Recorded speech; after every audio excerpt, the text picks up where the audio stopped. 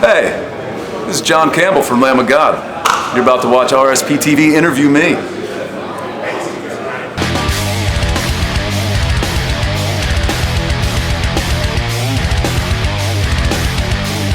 Let's start right away. Yep. So, Getaway Festival, Sweden. What do you think about that so far? So far I have seen this dressing room, catering, which is nice. The back of a stage here, it's raining. They could have arranged for better weather, I think, but so far it's interesting. And it's been a little bit more than 1 year since your last record came out. Do you have any plans for new material? Yes, absolutely. We're touring. We're going to finish touring the end of January, and then we'll go home with a little time off with our families, and then we'll come together as a band and start putting together what we're going to do on the next record. To be released by the end of 2014. Yeah. Do you have any plans for it so far? Nothing. Our two main songwriters have never stopped writing stuff, whether it be something that ends up as a Lamb of God song or just something they did for fun or do with friends or something. But yeah, as far as a tone and what it's going to sound like at this point, we don't really know. And how is it writing-wise? Do you write your own bass stuff, or do you play what Mark and Will play? What do you do? Generally speaking, and this has developed over the years, Mark and Will bring in, at this point they start bringing in really full song ideas, and sometimes they have ideas for the bass that they've already tracked, and like, that's really nice. Or sometimes I'm left alone to figure out what to do there. Most of the times I play bass like it's a bass guitar, and I'm just holding down the bottom end of what the guitar is doing so that they can then go off and do their thing and come back. And before you joined Lamb of God, what did you do? Did you play my bass? I was in a couple different bands in Richmond, just nothing noteworthy, just friends making noise, which is what Burn the Priest was, which became Lamb of God, which I guess you know the story from there. But as far as work, I've done a lot of things. The last job I had was bartending. Yeah, and how was the idea of a Christian band being named Burn the Priest? We're not a Christian. No, but you have Christians members, right?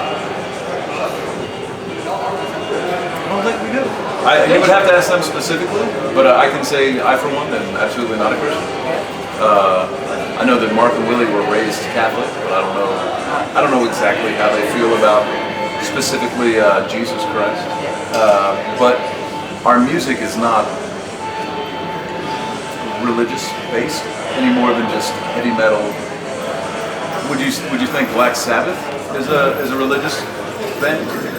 No. So it's just heavy metal. Yeah, I don't know how to respond to that, because I don't think we're Christians. I'm not. And the band name Lamb of God, how did you well, we were called Burn the Priest, and as a group, we were getting, people thought we were a satanic band, and just kind of wrote us off, oh, another silly satanic band. But we're not satanic either. So when it came time to sign with Prosthetic Records in 2000, it seemed the right time to approach what we saw as a problem.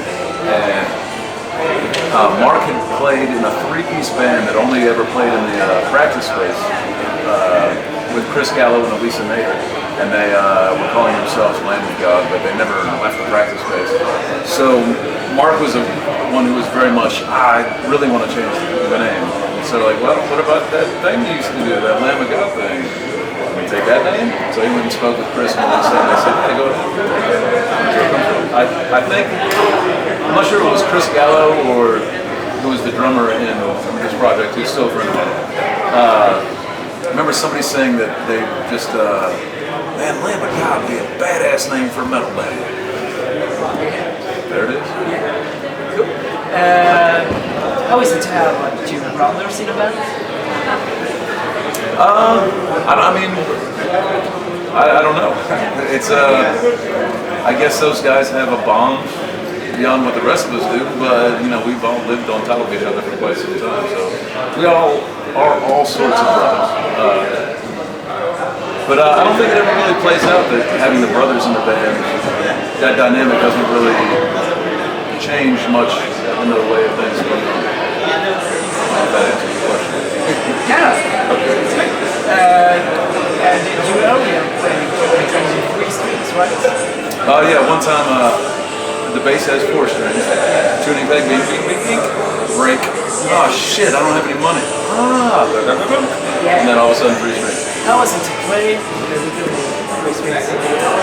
Watch me play tonight. See how many times I hit that 4th string. I will. Okay. Yeah. And how do you warm up for shows? About an hour before we start, I'll start doing just chromatic scales and then do more interesting scales with different fingers, and then I start playing the song. That's it. And if you weren't in Gothenburg right now, do you think you would still be a part of it? God, I would hope not. I'm getting kind of old to do that. Yeah, I'm not sure. Possibly. Maybe I would have opened my own restaurant by now, or bar or whatever. But yeah, that's a good question to which I do not know the answer. I'm sure I would still be playing music, just with friends in a basement somewhere. Do you think you would open a restaurant? Something? Who knows? No immediate plans. And I've heard that you earlier been in military school. Oh, yeah. Have that affected your life? Absolutely, yeah. Or something? Well, this was when I was in high school, and it was a boarding school, so I leave home. And it kind of develops your character in a way, and there's a lot of discipline, and I think it helped to shape who I am now, in the sense that you're given a lot of opportunity to learn different things and use different skills that you may not necessarily do in a public school. It's a much smaller school, so my education, I think, is a lot better. I didn't really like it at the time, but looking back, it was one of the best things that happened to me in my life at that point. How was it like when you were there? Did you think you needed that? Well, of course not. Of course I didn't think so, but I failed 7th and 8th grade. Was not showing any signs of doing any better. So my parents, because they cared about me, did something they thought would help me. And even though I didn't really want to do it, it turned out to be really good. And I'm still friends with people I went to military school with. Yeah, it's great. And what are your favorite songs to play live? Favorite songs to play live. Laid to Rest is good. Everyone knows that, and it's a difficult song, but that makes it more fun. And Redneck is a fun song. We used to play the number 6 live. That's a really fun song to play live. Yeah, last time. That's a fun song. And you had anything to add to your fans? To my Swedish fans, this is for the internet. Yeah. You guys are on the web. Yeah. Yeah, outtakes. Yeah. Yeah. That's all I know. Thanks. Yeah, thank you, Amir.